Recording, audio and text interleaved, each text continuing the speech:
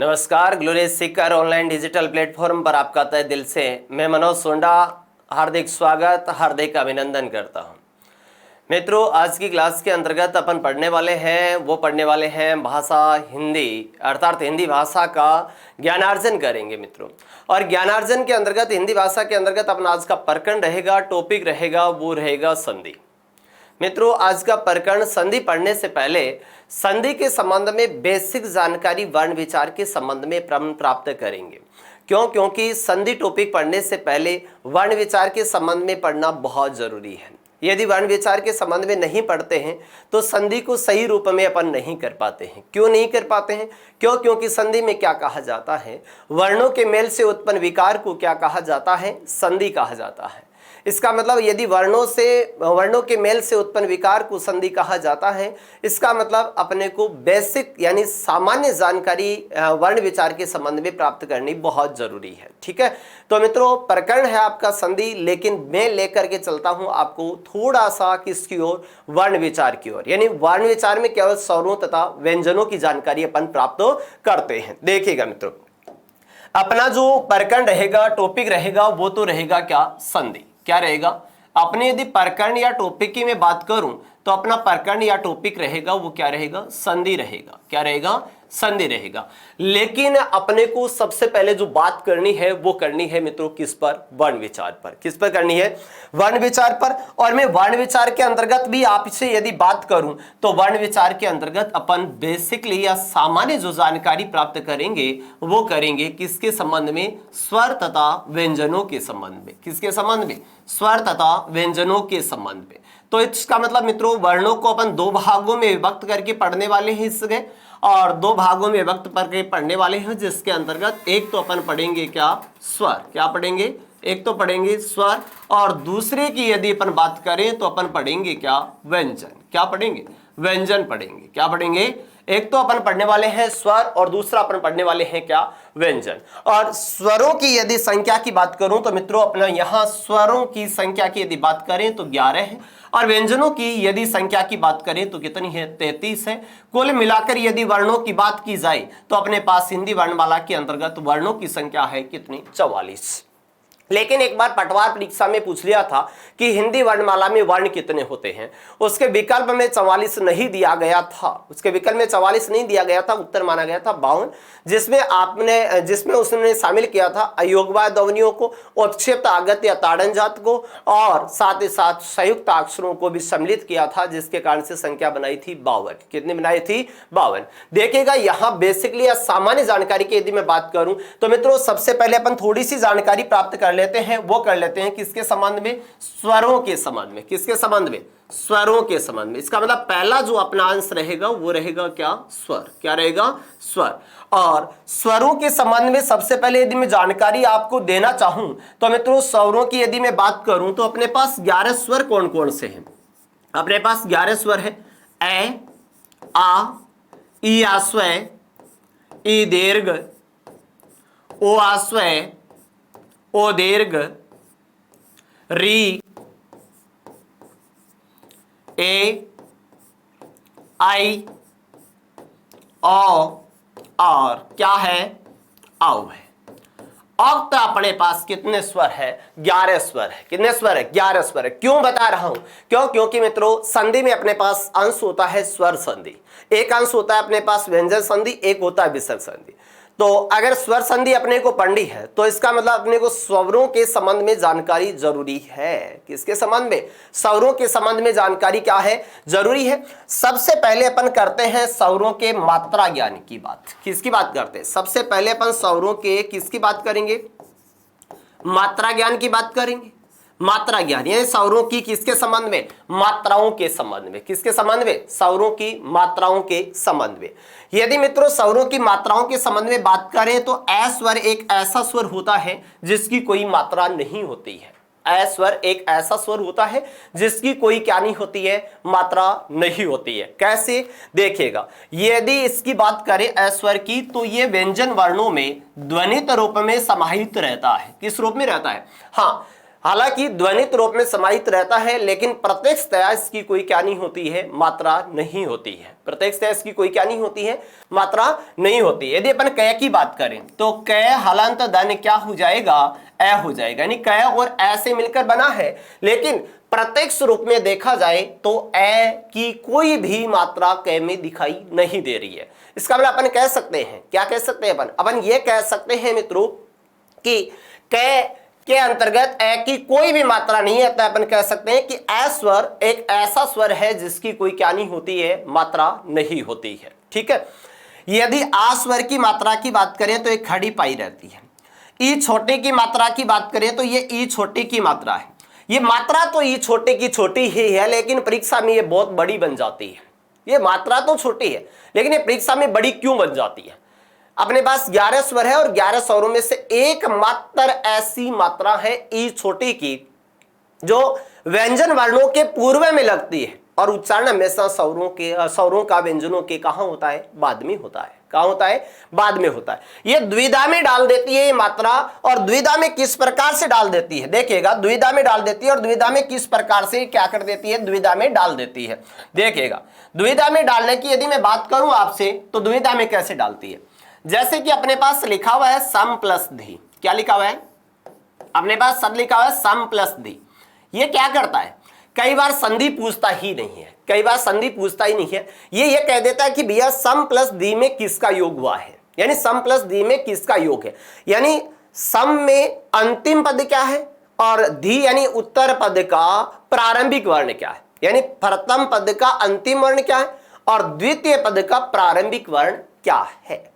और ऐसी स्थिति में ये वैकल्पिक स्थिति दे देता है अपने को, क्या दे देता है, ऐसी स्थिति में वैकल्पिक स्थिति क्या दे देता है, ऐसी दे देता है कि भैया किसका योग है, व्यंजन स्वर का योग है, या फिर दूसरा विकल्प दे देता है ये व्यंजन व्यंजन का योग है। किसका योग है, व्यंजन व्यंजन का योग है। किसका योग है, व्यंजन व्यंजन का योग है। सबसे ज्यादा समस्या होती है वो इन्हीं दो विकल्पों में होती है। यही दो विकल्प अपने ले लिए कि आप बताइएगा कि सम प्लस धी में किसका योग है, स्वर व्यंजन का योग है, या फिर व्यंजन व्यंजन का योग है, या फिर व्यंजन स्वर का योग है। और सबसे ज्यादा जो ध्यान जाता है वो जाता है इसके विकल्प नंबर 1 पर। किस पर जाता है, विकल्प नंबर 1 पर सबसे ज्यादा ध्यान जाता है। क्यों, क्योंकि मित्रों प्लस के पहले क्या आया है उसकी दिक्कत नहीं आती है, क्योंकि यहां मैं के नीचे अलंत किया हुआ है, इसका व्यंजन है। यदि उत्तर पद में देखा जाए तो ई की मात्रा प्रत्यक्ष रूप में कहां दिखाई दे रही है, पहले दिखाई दे रही है। प्रत्यक्ष रूप में कहां दिखाई दे रही है, पहले दिखाई दे रही है, लेकिन वास्तविक रूप में है कहां। तो इसका मतलब अपन ये मान बैठते हैं कि यहां तो व्यंजन था, यहां सर ई स्वर था, इसलिए व्यंजन और किसका योग, स्वर का योग करके आ जाते हैं। सबसे बड़ी गलती है, यह सबसे बड़ी गलती है, और यह सबसे बड़ी गलती होती भी है। इसका मतलब इसका ध्यान रखने की बात यह है कि मित्रों यहां पर जो धी लिखा हुआ है अपने पास, क्या लिखा हुआ है अपने पास, जो धी लिखा हुआ है वो धी है क्या, वो इस प्रकार से दया हलंत ई तो है ना, धी, इसका मतलब ई तो बाद में है, इसका मतलब क्या है, दया पहले है। इसका मतलब यदि इसमें योग की बात की जाए कि इसमें किसका योग हुआ है, तो मित्रों विदित रहे इसमें किसका योग हुआ है, व्यंजन व्यंजन का योग हुआ है। यानी पूर्व पद का अंतिम वर्ण भी क्या है, व्यंजन है, और उत्तर पद का प्रारंभिक वर्ण भी क्या है, व्यंजन है। क्या है, व्यंजन। इसका दोनों तरफ व्यंजन व्यंजन का योग हुआ है। चलिएगा, इसका ध्यान रखिएगा। ई छोटे की मात्रा जो कि दुविधा में डाल देती है, समस्या में डाल देती है, कई बार समस्या उत्पन्न हो जाती है। ऐसी स्थिति में विदित रहे स्वरों का उच्चारण सदैव व्यंजनों के कहां होता है, बाद में होता है। यदि ई बड़ी की मात्रा की मैं बात करूं तो कोई दिक्कत नहीं है, सीधी लगा दो, छोड़ दो, कोई दिक्कत वाली बात नहीं। ऊ छोटे की मात्रा और ऊ छोटे और ऊ बड़े की मात्रा की यदि मैं बात करूं तो मैं 33 व्यंजन, 4 संयुक्त अक्षर और ग्रहित व्यंजनों की बात नहीं कर रहा। मैं इस जगह आपसे बात करना चाहूंगा सिर्फ मात्र एक व्यंजन की, और वो व्यंजन है अपने पास रे। कौन सा व्यंजन है, रे व्यंजन है। भाई रे के अंतर्गत ऊ की मात्रा कैसे लगती है। यदि आपसे मैं कहता कि भैया क के अंतर्गत आप ऊ की मात्रा लगाओ तो आप लगा देते, नहीं लगा देते। ग में ऊ की मात्रा लगाओ, क्या आप लगा देते कि नहीं लगा देते, लगा देते। लेकिन मैं बात कर रहा हूं आपसे रे की। किसकी बात कर रहा हूं, बात कर रहा हूं मैं आपसे रे की, और रे में ऊ की मात्रा किस प्रकार से लगेगी, यही है आपका प्रश्न। मतलब इसका मतलब ये तो फालतू की बातें हैं। अगर मैं 33 में से 32 पर मात्राएं इस प्रकार से लगाऊं तो वो क्या औचित्यपूर्ण बात है, नहीं मित्रों, वो औचित्यपूर्ण बात नहीं है। इसका औचित्यपूर्ण बात क्या है? औचित्यपूर्ण बात यह है कि सर र में ऊ की मात्रा छोटी और बड़ी का कैसे पता चलता है? मित्रों, आप सिर्फ मात्र गोठा घुमाते हो इसके बीच में, आप ये नहीं पहचानते कि इसमें छोटी कौन सी लगेगी, बड़ी कौन सी लगेगी। यानी बीच में सिर्फ मात्र क्या घुमा दिया? गोठा घुमा दिया, और छोटी तथा बड़ी का कोई ध्यान नहीं रखा। चलिए बात करते हैं कि सर पहली बात तो यह बताओ कि र में ऊ की मात्रा नीचे क्यों नहीं लगती है। ठीक है, इसकी बात कर लेते हैं कि र में ऊ की मात्रा छोटी, ऊ की मात्रा है वो नीचे क्यों नहीं लगती है। देखिएगा मित्रों, इसको बोलते हैं सिरोरेखा। क्या? सिरोरेखा। सिरोरेखा मतलब सिर पर रेखा। यदि सिरोरेखा से इस तरह से रेखा चल जाए, इस तरह से रेखा चले, चाहे वो छोटी चले चाहे वो बड़ी चले, चाहे वो छोटी चले चाहे बड़ी चले, मात्रा सदैव नीचे ही लगेगी। कहां लगेगी? नीचे ही लगेगी। लेकिन यदि सिरोरेखा से इस तरह से रेखा नहीं चलती है तो फिर मात्रा ऊ की नीचे नहीं लगाई जा सकती। और र में ऐसा साफ साफ दिखाई दे रहा है कि सर र के अंतर्गत क्या नहीं होता? ऐसा योग नहीं होता कि ऊपर से रेखा चलती हो। तो मित्रों, बीच में रेखा बनाई जाती है, बीच में रेखा बनाई जाती है। यदि सीधी रेखा से ऊपर जाते हुए नीचे आगे घूम करके तो यह ह्रस्व ऊ की मात्रा है। और यदि मैं बड़े ऊ की मात्रा की बात करूं तो इस सीधी रेखा से थोड़ा सा नीचे आते हुए घूमते हैं। इसका मतलब यहां मैं कह सकता हूं बिना गांठ, बिना गुंडी वाला छोटा, गांठ अर्थात गुंडी वाला क्या होता है? बड़ा होता है। अब मैं आपसे इस जगह भी एक जानना चाहूंगा कि इस जगह एक प्रश्न किया जा रहा है, और इस जगह मैं एक प्रश्न कर रहा हूं आपसे। देखिएगा क्या प्रश्न कर रहा हूं। इसका मतलब रू छोटे और बड़े का तो पता चल गया। रू छोटे की यदि बात करें तो बिना गांठ बिना गुंडी वाला है, और रू बड़े की बात करें तो गांठ अर्थात क्या होता है? गुंडी वाला होता है। अब ये परीक्षक परीक्षा में प्रश्न क्या कर रहा है? परीक्षक परीक्षा में प्रश्न कर रहा है कि गुरु प्लस उपदेश से क्या शब्द बनेगा। क्या पूछ रहा है? गुरु प्लस उपदेश से क्या शब्द बनेगा? क्या पूछना चाह रहा है? ये कहना चाह रहा है कि भैया गुरु प्लस उपदेश से क्या शब्द बनेगा। दो विकल्प दे देगा। ये देखो, दो विकल्पों में समस्या रहती है भाई। गुरु प्लस उपदेश से क्या दे देगा? एक तो शब्द दे देगा तुम्हारे को क्या? गुरोपदेश, और एक शब्द दे देगा तुम्हारे को क्या? गुरोपदेश। दो शब्द दे दिए अपने को। और द्विधा में ये फंस जाते हैं कि सर उसके तो विकल्प दो समान थे। विकल्प क्या थे? दो समान थे। मुझे एक बात बताओ कि ये पूछने के पीछे कारण क्या है?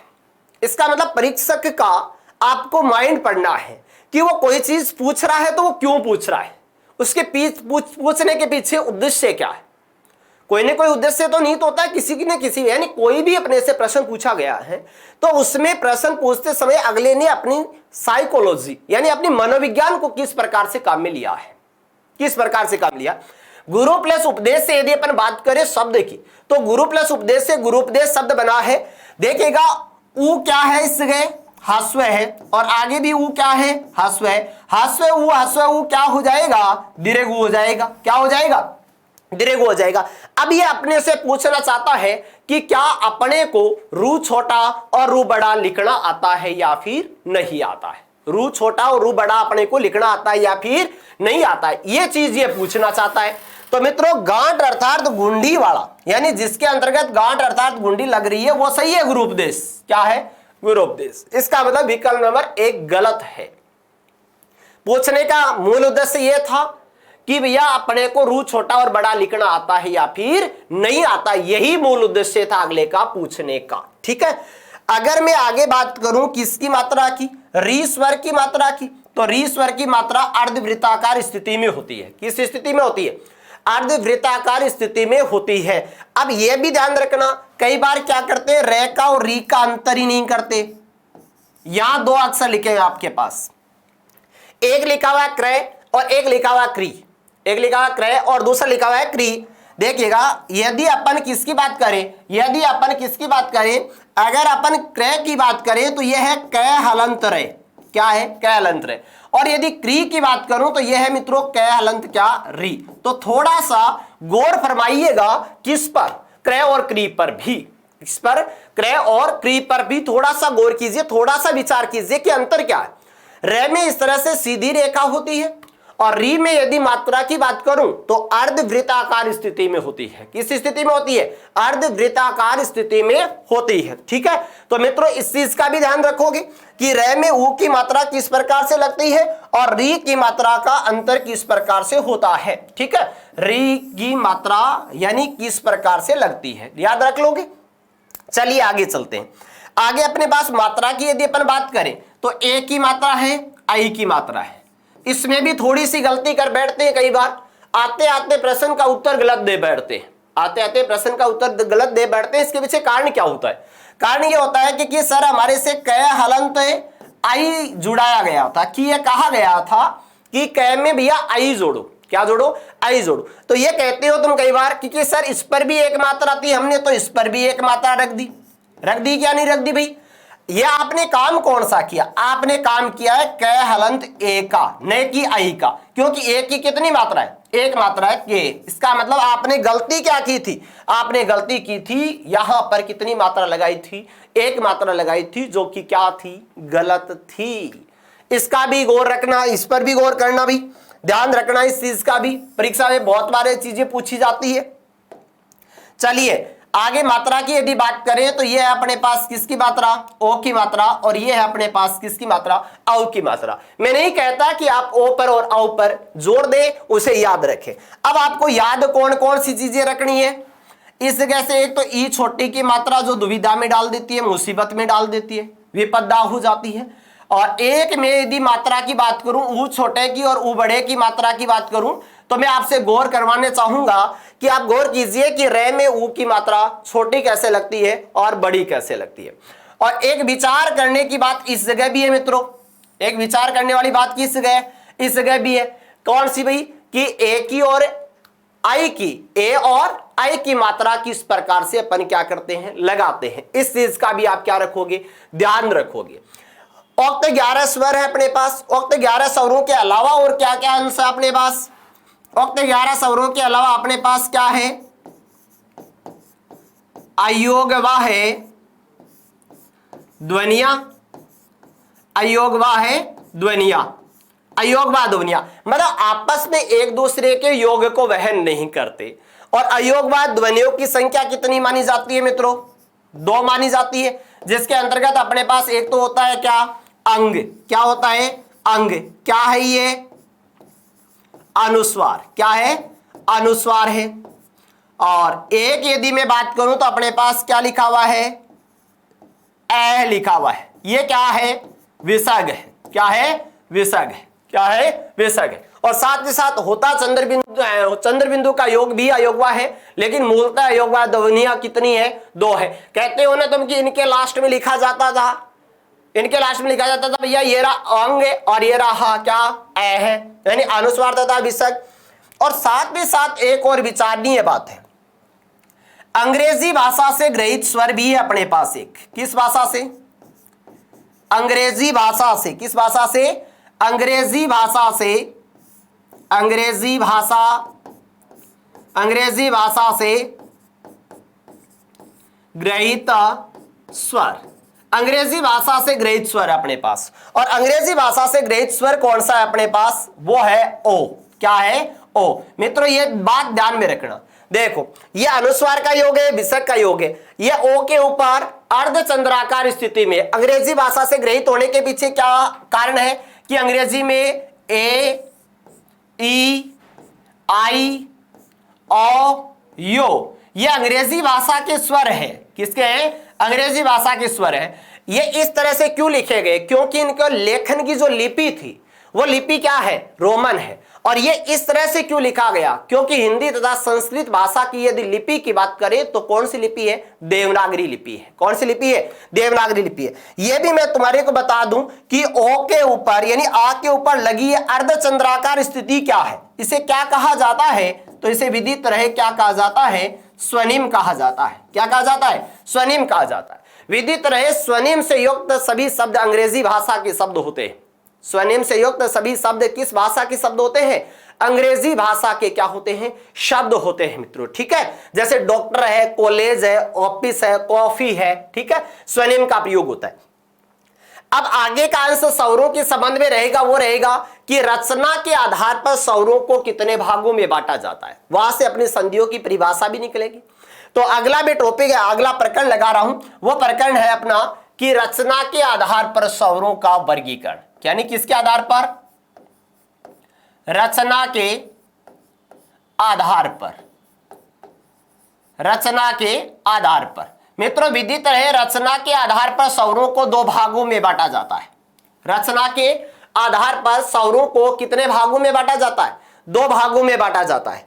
रचना के आधार पर दो भागों में बांटा जाता है, जिसके अंतर्गत अपने पास एक तो होते हैं कौन से, मूल या रूढ़ स्वर, कौन से होते हैं, रूढ़ स्वर कह दो चाहे, और एक होते हैं कौन से स्वर अपने पास, यौगिक स्वर। कौन से होते हैं, यौगिक स्वर। यानी इसका मतलब नंबर 1 पर यदि मैं बात करूं आपसे तो अपने पास होते कौन से हैं, कौन से स्वर, यदि नंबर 1 पर बात करूं तो अपने पास है रूढ़ स्वर। कौन से स्वर है, नंबर 1 पर बात की जाए तो है अपने पास कौन से स्वर, रूढ़ स्वर। यानी ऐसे स्वर जिनका क्या नहीं किया जा सकता, खंडन नहीं किया जा सकता, टुकड़ा नहीं किया जा सकता, तोड़ा नहीं जा सकता, या किसी अन्य स्वर के संयोग से निर्मित नहीं होते हैं, उन्हें क्या कहा जाता है, रूढ़ स्वर कहा जाता है। क्या कहा जाता है, रूढ़। ये नाम क्या लिखा हुआ है, रूढ़। क्या ये ऐसे थोड़ा हो सकता है रू प्लस डे बराबर रूढ़ बन जाए, नहीं, ऐसे तो नहीं होता। इसका जो खुद नहीं टूट सकता वो मित्रों कभी भी दूसरे को नहीं तोड़ सकता, क्योंकि जिसने खुद ने टूटना न सीखा हो दूसरे को कभी क्या नहीं कर सकता, तोड़ नहीं सकता। क्यों, क्योंकि खुद ने जिसने अपने में कमजोरियां देखी है वो उससे कमजोरियों का क्या होता है, अंदाजा होता है, वो कमजोरियों को क्या कर लेता है, परख लेता है अच्छी प्रकार से। और दूसरा यदि अंश में बात करूं आपसे तो अपने पास होंगे, वो होंगे कौन से, यौगिक स्वर। कौन से होंगे, यौगिक स्वर। यौगिक शब्द खुद टूटता है, यौगिक शब्द क्या होता है मित्रों, खुद टूटता है। यौगिक खुद कैसे टूटता है, योग प्लस एक, योग प्लस एक। इसका जो खुद टूट सकता है वो दूसरे को तोड़ भी सकता है।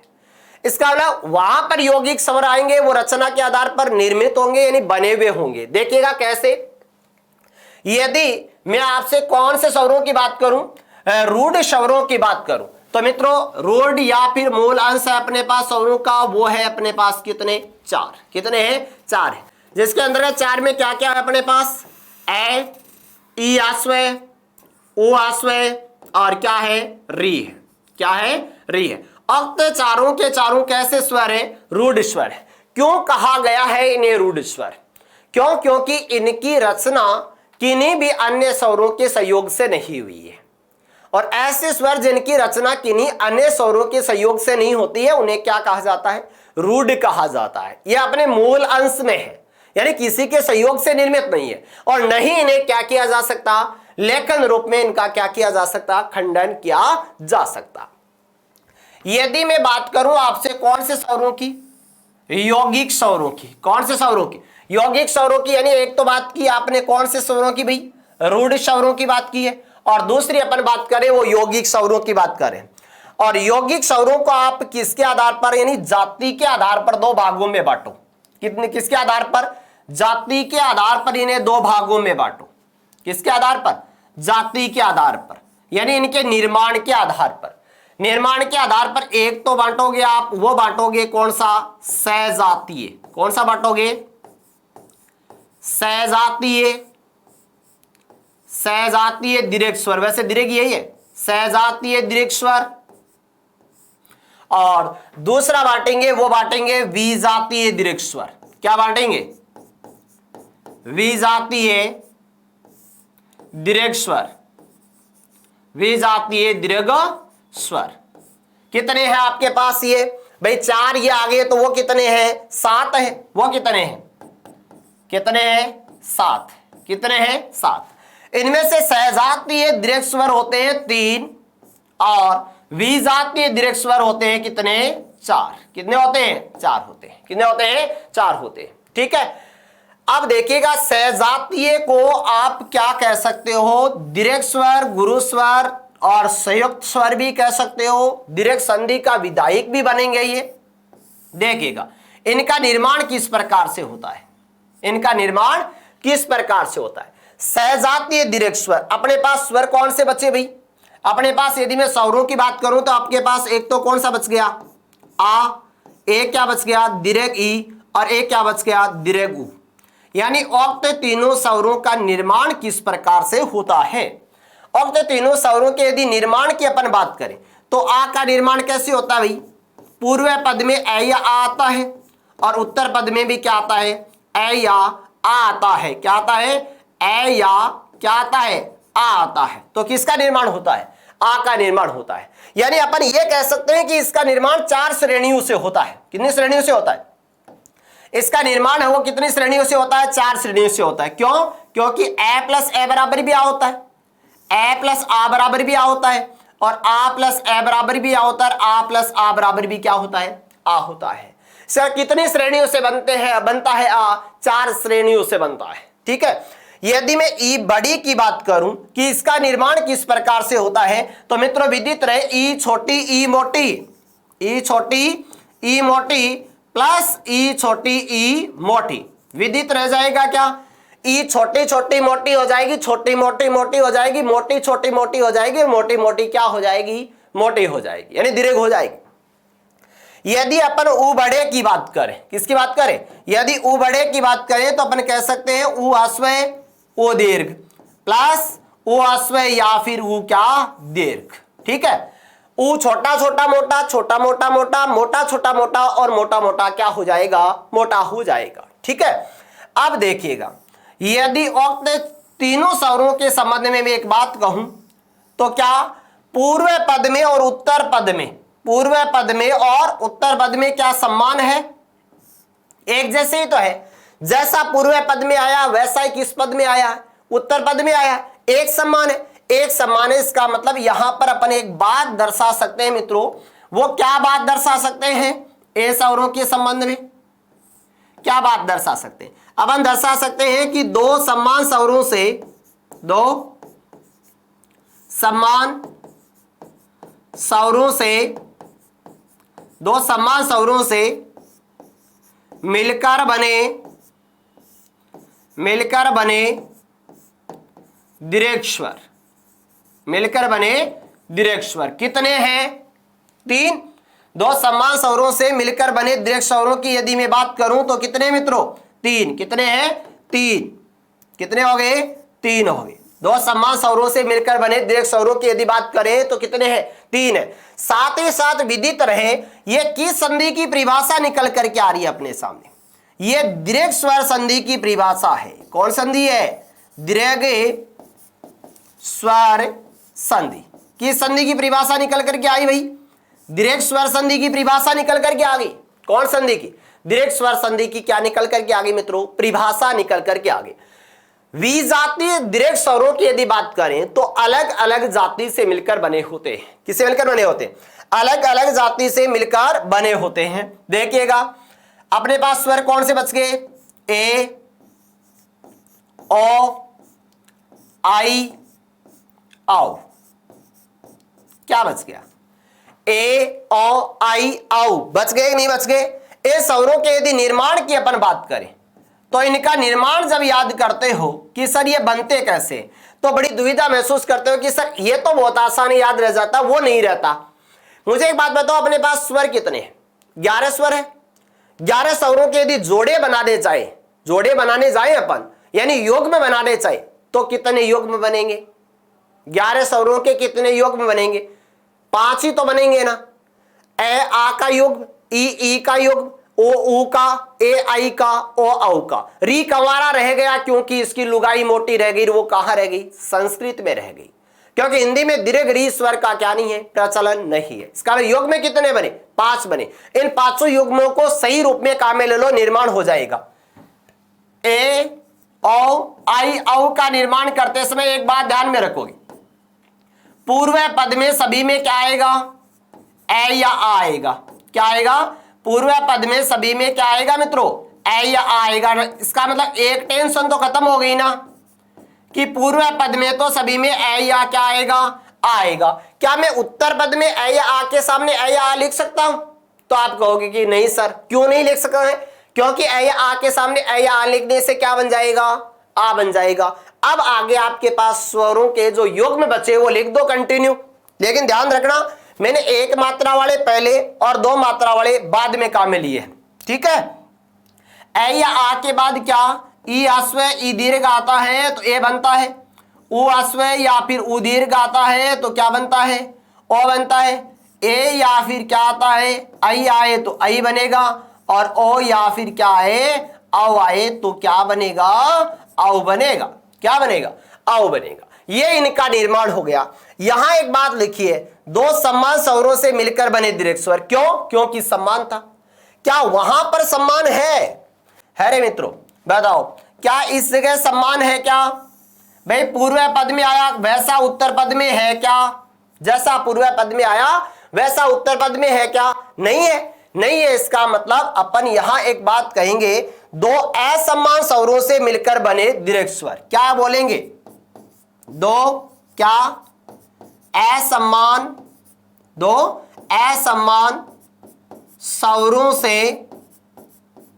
स्वरों से मिलकर बने क्या, दीर्घ स्वर।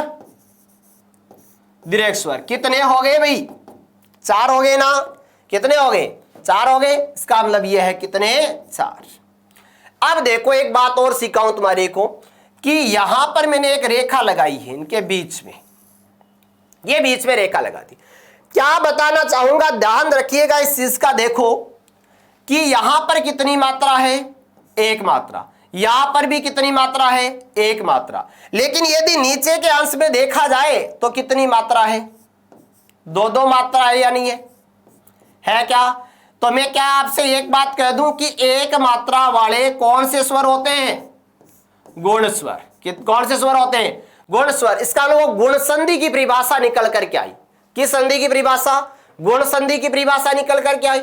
और दो मात्रा वाली कौन सी संधि होती है, वृद्धि संधि होती है। कौन संधि होती है, वृद्धि संधि होती है। इसका मतलब दो मात्रा वाली कौन सी संधि, वृद्धि संधि। इसका मतलब ये दोनों के दोनों कैसे स्वर है,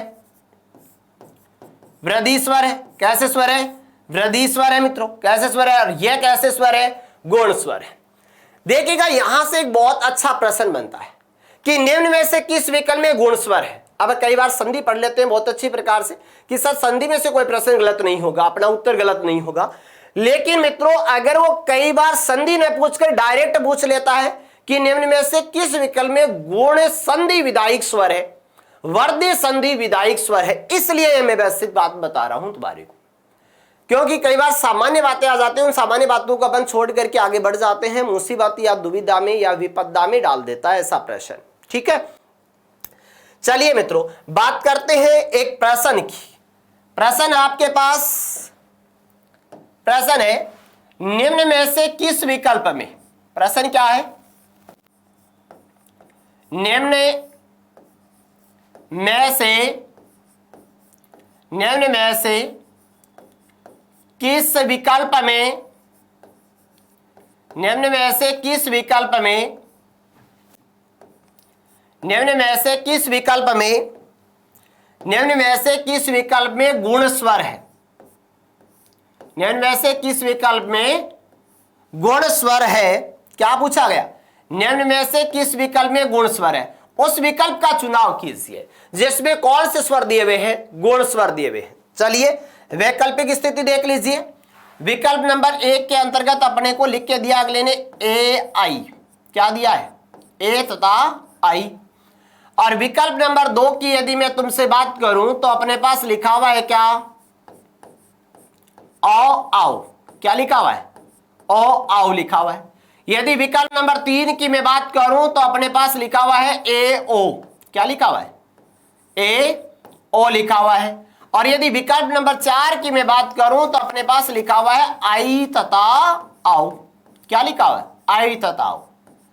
प्रश्न पर गौर कीजिएगा, प्रश्न क्या पूछा गया था अपने से, प्रश्न पूछा गया था कि निम्न में से किस विकल्प में गुण स्वर है, तो उस विकल्प का चुनाव कीजिएगा जिसमें गुण स्वर दिए हुए हैं। चलिए बात कर लेते हैं।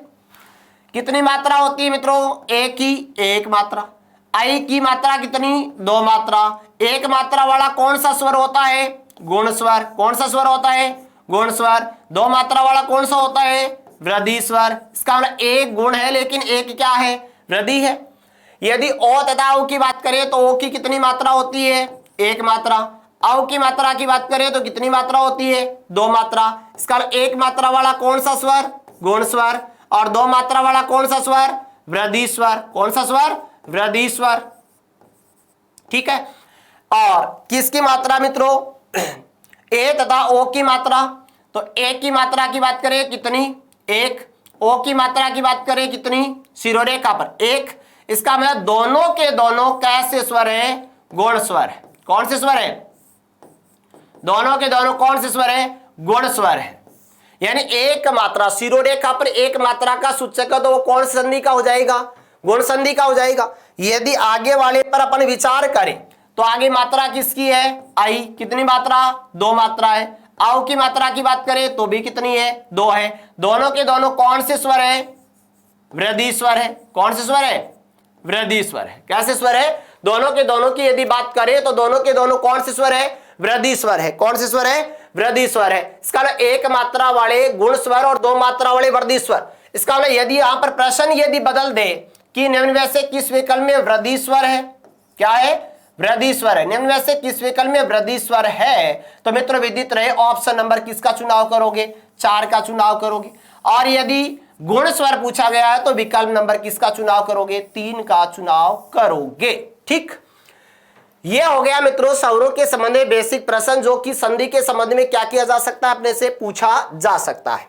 ठीक है, अब थोड़ा सा और अपन विचार कर लेते हैं, थोड़ा सा और विचार कर लेते हैं कि इस पर इतना विचार कर लिया तो अपन क्या करते हैं, स्वरों के उच्चारण स्थान के संबंध में भी चर्चा कर लेते हैं। चलिए स्वरों के उच्चारण स्थान के संबंध में करते हैं चर्चा। देखिएगा, यदि आगे अपन बात करें तो आगे अपन बात करेंगे स्वरों का उच्चारण स्थान। क्या करेंगे?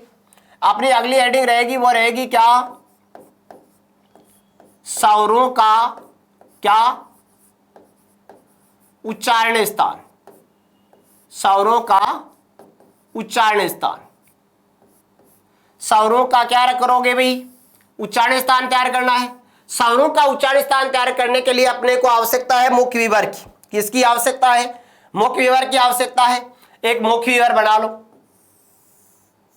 यह अपना मुख्य विवर हो गया भाई।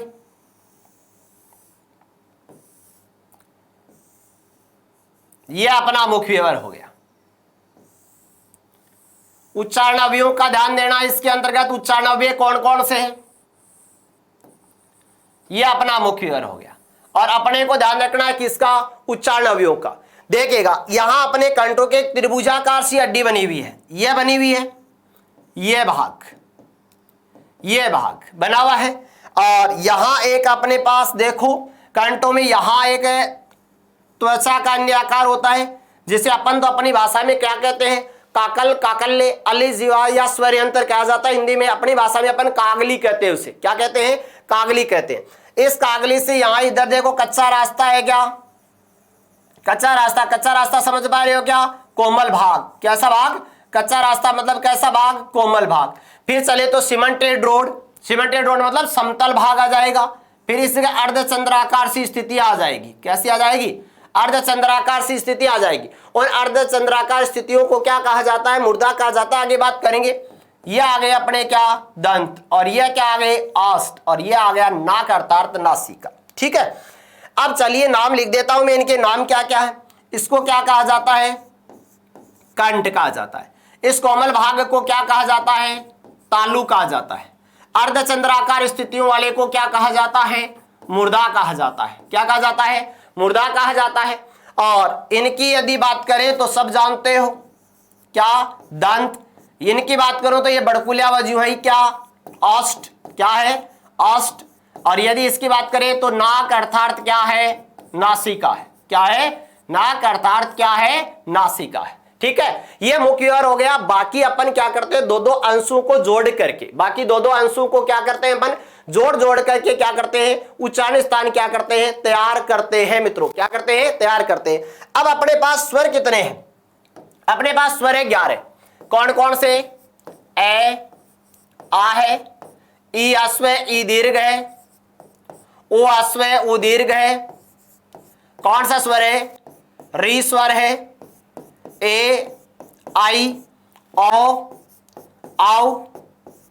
और एक आपके पास अनुस्वार का योग भी है, विसर्ग का योग भी है। ठीक है, इनकी भी बात कर लेंगे। ठीक है, चलिएगा नंबर 1 पर आप उच्चारण कीजिएगा। किसका उच्चारण कीजिएगा आप?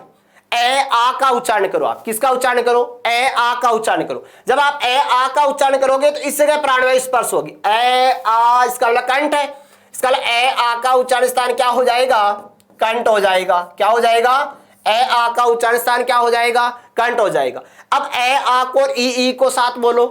ए आ ई, ए आ ई कहां टकरा रही है? ऊपर सीधी जाकर के, और ऊपर क्या है? तालु है। इसका मतलब ई का उच्चारण स्थान क्या हो गया? तालु हो गया। आगे देखो क्या है? ऊ का उच्चारण करते समय अपने ओष्ठों का आकार कैसा हो गया? गोल हो गया। और फेफड़ों से छुट्टी प्राणवायु ओष्ठों के आंतरिक भाग को स्पर्श करके मुख्य ओर से क्या हो रही है? बाहर निकल रही है। इसका ऊ का उच्चारण स्थान यदि तैयार करें तो क्या हो गया मित्रों? ऊ का उच्चारण स्थान हो गया ओष्ठ। अब देखो किसका उच्चारण करो? री का उच्चारण करो। किसका? री का उच्चारण करोगे तो ये जीवा अपनी इस अर्धचंद्राकार स्थितियां बनी हुई है ना यहाँ पर, यानी डबोरिया रोड यानी ब्रेकर से, यानी उबड़ खाबड़ स्थान, इसके टकराएगी। इसका मतलब ये क्या है? मुर्दा है। क्या है? ये क्या है? मुर्दा है। क्या है मित्रों? ये क्या है? मुर्दा है। इसका मतलब किसके टकरा रही है? मुर्दा के टकरा रही है। किसके टकरा रही है? मुर्दा के टकरा रही है। किसके टकरा रही है? मुर्दा के टकरा रही है। अब आगे यदि बात करें तो ए आई का आपको अगर उच्चारण स्थान याद करना है तो बड़ा आसान तरीका है याद करने का। कैसे भी? ए और क्या दिया हुआ है? आई दिया हुआ है। ए का टुकड़ा क्या होता है भाई? ए का टुकड़ा क्या होता है? ए प्लस ई होता है ना। तो ए का उच्चारण स्थान क्या होता है? कंठ होता है। और ई का क्या होता है? तालु होता है। जोड़ दो दोनों को, क्या हो जाएगा? ए आई का उच्चारण स्थान कंठ तालु हो जाएगा। अब यदि मैं बात करूं आपसे किसकी? ओ औ की। किसकी बात करूं? ओ औ की बात करूं तो ओ का टुकड़ा कर लो। ओ का टुकड़ा क्या होता है भाई? ओ का टुकड़ा ए प्लस ऊ होता है ना। तो ए का उच्चारण स्थान क्या होता है? कंठ होता है। और ऊ का क्या होता है? ओष्ठ होता है। इसका मतलब क्या हो जाएगा? कंठोष्ठ हो जाएगा। क्या हो जाएगा? कंठोष्ठ हो जाएगा। इसके बाद में क्या लिखा हुआ अपने पास? अंग। क्या लिखा हुआ है? अंग। अंग कहां से निकल रही है? नाक से। इसका उच्चारण स्थान क्या हो जाएगा? नासिका हो जाएगा। ए है बोलो आप। ए है बोलोगे तो ए का उच्चारण स्थान क्या है? कंठ है। क्या है? कंठ है। ये मित्रों आज की क्लास के अंतर्गत अपन ने चर्चा और विचार कर लिया किस पर? संधि हेतु स्वरों पर। अगली क्लास के अंतर्गत अपन बात करेंगे, वो करेंगे व्यंजनों की। तब तक बने रहिए। धन्यवाद मित्रों।